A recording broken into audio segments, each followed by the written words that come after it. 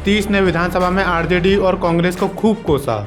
बिहार विधानसभा के मानसून सत्र के तीसरे दिन विपक्ष ने विशेष दर्जे और आरक्षण के मुद्दे पर हंगामा किया। मुख्यमंत्री नीतीश कुमार ने आरजेडी और कांग्रेस विधायकों को कोसा, कहा कि वे 2010 से बिहार को विशेष राज्य का दर्जा दिलाने का प्रयास कर रहे थे। उस समय केंद्र में कांग्रेस गठबंधन की सरकार थी। आरक्षण मुद्दे पर सरकार सुप्रीम कोर्ट गई है। इसे 9वीं अनुसूची में डालने की मांग करते हुए केंद्र सरकार को प्रस्ताव भी भेजा गया है। एक्सप्रेसवे पावर प्लांट के साथ भरपूर कैश भी मिलेगा। नरेंद्र मोदी सरकार के बजट में बिहार के लिए 3 एक्सप्रेसवे पावर प्लांट, इकोनॉमिक और धार्मिक कॉरिडोर की घोषणाएं की गई हैं। कोसी मेची नदी जोड़ योजना। बिहार को बाढ़ से बचाने के लिए केंद्र सरकार ने दी हरी झंडी। केंद्र सरकार ने बिहार को बाढ़ से बचाने के लिए कोसी मेची लिंक परियोजना को मंजूरी दी है। वित्त मंत्री निर्मला सीतारमण ने बजट में इसकी घोषणा की।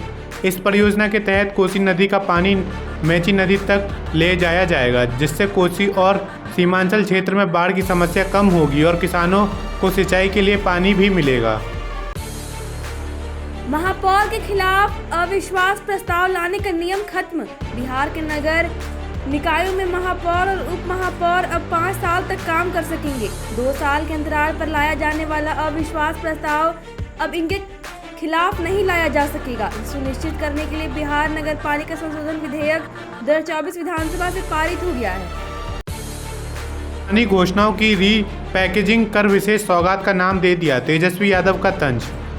बिहार के पूर्व डिप्टी सीएम तेजस्वी यादव ने नरेंद्र मोदी सरकार के बजट में बिहार के लिए की गई घोषणाओं को पुराना बताया। उन्होंने कहा कि पुरानी घोषणाओं को री पैकेजिंग कर इसे विशेष पैकेज का नाम दिया गया है, जिससे बिहार वासियों को गुमराह किया जा रहा है। तेजस्वी यादव ने दावा किया कि पटना, पूर्णिया और बक्सर भागलपुर एक्सप्रेसवे, पुल, महाबोधि कॉरिडोर समेत कई प्रोजेक्ट्स उनके कार्यकाल में ही मंजूर हो गए थे। RJD supremo Lalu Yadav Delhi AIIMS में थे भर्ती। आरजेडी सुप्रीमो लालू यादव की तबीयत बिगड़ने पर उन्हें सोमवार को दिल्ली एम्स में भर्ती कराया गया था। मंगलवार को उनकी तबीयत ठीक होने के बाद उन्हें अस्पताल से डिस्चार्ज कर दिया गया। एबीपी बजट पर बोल रही हैं, लल्लन सिंह का तंज। केंद्रीय मंत्री राजीव रंजन लल्लन सिंह ने बिहार की पूर्व मुख्यमंत्री राबड़ी देवी पर तंज कसते हुए कहा कि उन्हें बजट कहां समझ आएगा। उन्होंने केंद्रीय वित्त मंत्री निर्मला सीतारमण द्वारा पेश किए गए बजट की तारीफ की और कहा, इस बजट में बिहार के लिए कई योजनाएं शामिल हैं। सीएम योगी एक्शन मोड में। आईएएस पीसीएस अफसरों के तबादले। CM Yogi Adityanath action mode में हैं। प्रदेश में फिर से आईएएस और पीसीएस अफसरों के तबादले हुए हैं। बजट पर सरकार के खिलाफ खूब बरसे अखिलेश यादव। वित्त मंत्री निर्मला सीतारमण ने मंगलवार को मोदी सरकार 3.0 का पहला बजट संसद में पेश किया।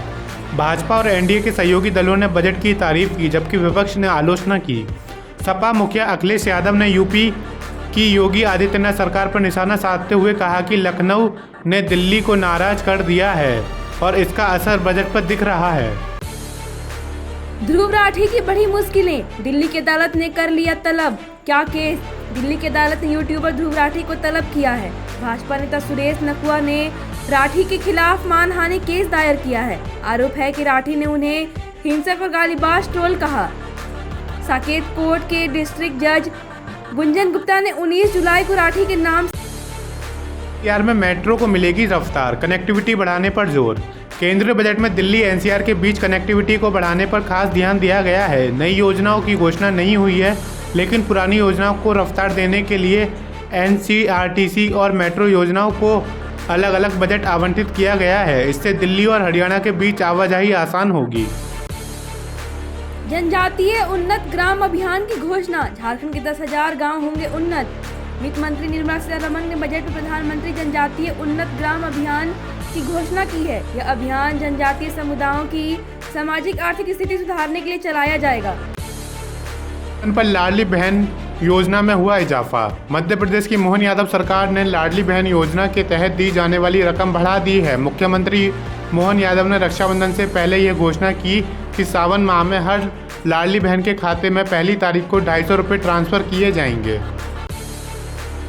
राजस्थान की पिछली सरकार के दौरान राज्य का कर्ज दोगुना हो गया। राजस्थान की महिला एवं बाल विकास राज्य मंत्री डॉक्टर मंजू बागमार ने विधानसभा में कहा कि पिछली सरकार के दौरान राज्य का कर्ज दोगुना हो गया। रजिस्टर बनाने पर बवाल, आदेश निरस्त। राजस्थान के शिक्षा मंत्री मदन दिलावर ने एक पत्र जारी कर बलदेव गौड़ा के नाम से जारी पत्र को निरस्त कर दिया है। मंत्री के कार्यकाल से जारी पत्र में गौड़ा को सूचित किया गया कि 19 जुलाई 2024 को जारी पत्रांक SPL 226 जो पर्यावरण ब्रांड एम्बेसडर से संबंधित था, उसे तत्काल प्रभाव से निरस्त कर दिया गया है। खड़गे ने निर्मला सीतारमण को घेरा, कहा बजट कुर्सी बचाने के लिए था। राजस्थान में कांग्रेस अध्यक्ष मल्लिकार्जुन खड़गे ने केंद्रीय बजट पर तीखी आलोचना की। कहा कि वित्त मंत्री निर्मला सीतारमण द्वारा पेश बजट में बिहार और आंध्र प्रदेश को छोड़कर अन्य सभी राज्यों को कुछ नहीं मिला। खड़गे ने तमिलनाडु, महाराष्ट्र, पंजाब, हरियाणा, राजस्थान, छत्तीसगढ़ और कर्नाटक का नाम लेते हुए आरोप लगाया कि बजट केवल कुछ लोगों को खुश करने और कुर्सी बचाने के लिए था। खान ने लिया लॉरेंस बिश्नोई का नाम, कहा मुझे मारने की कोशिश की। सलमान खान ने मुंबई पुलिस के सामने दावा किया है कि गैंगस्टर लॉरेंस बिश्नोई ने उन्हें मारने की कोशिश की थी। 14 अप्रैल को 2 बाइक सवारों ने सलमान के बांद्रा स्थित आवास पर गोलीबारी की थी। इस घटना के बाद पुलिस ने कई लोगों को गिरफ्तार किया था। बकरियां चराएंगी JEE में 824 रैंक लाने वाली मधुलता, क्यों नहीं जा पा रही IIT? टाइम्स ऑफ इंडिया की रिपोर्ट के मुताबिक तेलंगाना की मधुलता ने JEE में 824 रैंक प्राप्त की है। IIT पटना में सीट भी पाई। हालांकि उनकी आर्थिक स्थिति कमजोर होने के कारण वे IIT नहीं जा सकेंगी और खेतों में बकरे चराने जा रही हैं। नीट पर सुप्रीम कोर्ट के फैसले के बाद भाजपा ने कांग्रेस से पूछा।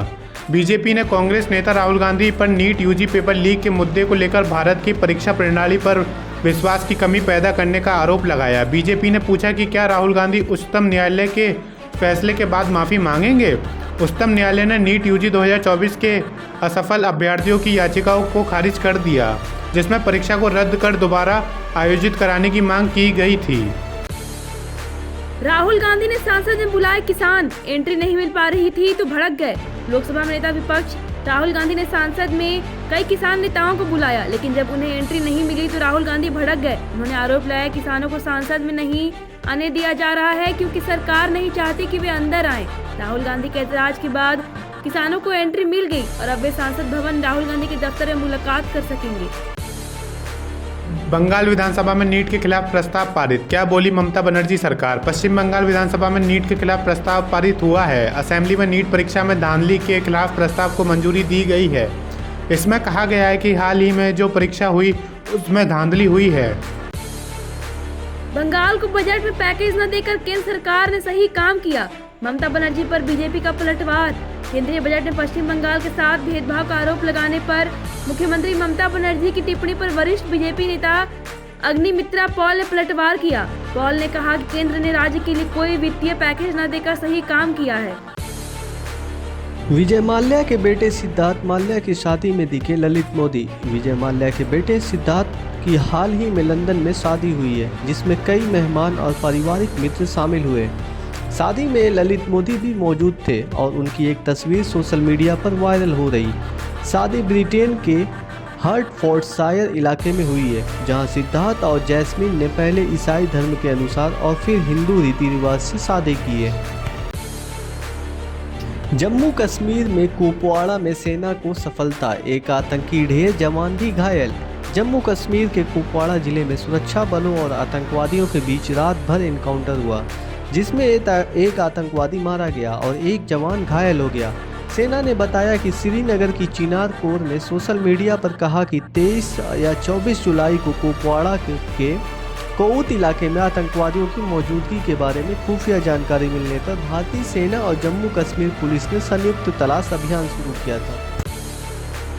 नीट मामले में सुप्रीम कोर्ट के फैसले पर बोले धर्मेंद्र प्रधान, सत्यमेव जयते। नीट UG 2024 को रद्द न करने पर पुनः परीक्षा न कराने की सुप्रीम कोर्ट के फैसले की सराहना करते हुए केंद्रीय शिक्षा मंत्री धर्मेंद्र प्रधान ने इसे सत्य की जीत बताया। प्रेस कॉन्फ्रेंस में उन्होंने विपक्ष पर निशाना साधा और कहा कि विपक्षी दलों और उनके नेताओं को छात्रों से माफ़ी मांगनी चाहिए, क्योंकि वे नीट मुद्दे पर अराजकता और अशांति फैलाने की कोशिश कर रहे हैं। शिव को कंधे पर बैठाकर मीलों तक की दूरी, हरिद्वार से गंगा जल लेकर दिल्ली तक का पैदल सफर। कांवड़ यात्रा 2024 के शुरू होते ही शिव भक्तों का भारी हुजूम उमड़ पड़ा। दिल्ली, NCR और UP के कई शहरों से कांवड़िए गंगा जल लेने हरिद्वार पहुंच गए। दिल्ली के नितेश यादव और मोहित यादव भी कांवड़ पर शिव मूर्त लेकर हरिद्वार पहुंचे और अब वापस लौट रहे हैं। शंभू बॉर्डर खोलने के आदेश पर एससी की रोक समिति गठित करने का दिया निर्देश। सुप्रीम कोर्ट ने पंजाब एवं हरियाणा हाई कोर्ट द्वारा शंभू बॉर्डर खोलने के आदेश पर फिलहाल रोक लगा दी है। शीर्ष अदालत ने इस मामले पर निर्णय के लिए एक समिति गठित करने का आदेश दिया, जिसमें अधिकारियों, किसानों और सामाजिक कार्यकर्ताओं को शामिल किया जाएगा। समिति का मुख्य उद्देश्य किसानों की विभिन्न मांगों जैसे कि फसलों के लिए न्यूनतम समर्थन मूल्य (एमएसपी) की कानूनी गारंटी पर विचार करना होगा। ममता बनर्जी के बयान पर बांग्लादेश की तीखी प्रतिक्रिया। शेख हसीना सरकार ने लिखी चिट्ठी। बांग्लादेश सरकार ने पश्चिम बंगाल के मुख्यमंत्री ममता बनर्जी के बयान पर तीखी प्रतिक्रिया दी है। ममता ने हिंसाग्रस्त बांग्लादेश से असहाय लोगों को पश्चिम बंगाल में आश्रय देने की बात कही थी। बांग्लादेश ने भारत सरकार को एक आधिकारिक नोट भेजा है, जिसमें विदेश मंत्री हसन महमूद ने ममता के बयान को भ्रमित करने वाला बताया और कहा कि इस मुद्दे पर स्पष्टता की जरूरत है। कैंसर से जूझ रहे अंशुमान का कपिल देव ने बढ़ाया हौसला। याद आया 41 साल पुराना मैच। भारत के पूर्व विश्व कप विजेता कप्तान कपिल देव ने ब्लड कैंसर से जूझ रहे अंशुमान गायकवाड़ के लिए हौसला बढ़ाने वाला संदेश साझा किया। कपिल ने कहा कि हमें सभी को एक दिन दुनिया से जाना है, लेकिन लड़ना जरूरी है और अंशुमान को एक फाइटर करार दिया। उन्होंने 1983 में पाकिस्तान के खिलाफ अंशुमान की 201 रन की पारी का भी जिक्र किया, जो उनके इंटरनेशनल कैरियर का सर्वोच्च स्कोर था। सना और विशाल से खफा हुए लोकेश, तीनों की दोस्ती में आई दरार। बिग बॉस OTT 3 में लोकेश कटरिया, सना मकबूल, विशाल पांडे और शिवानी कुमारी की दोस्ती को दर्शकों ने बहुत पसंद किया।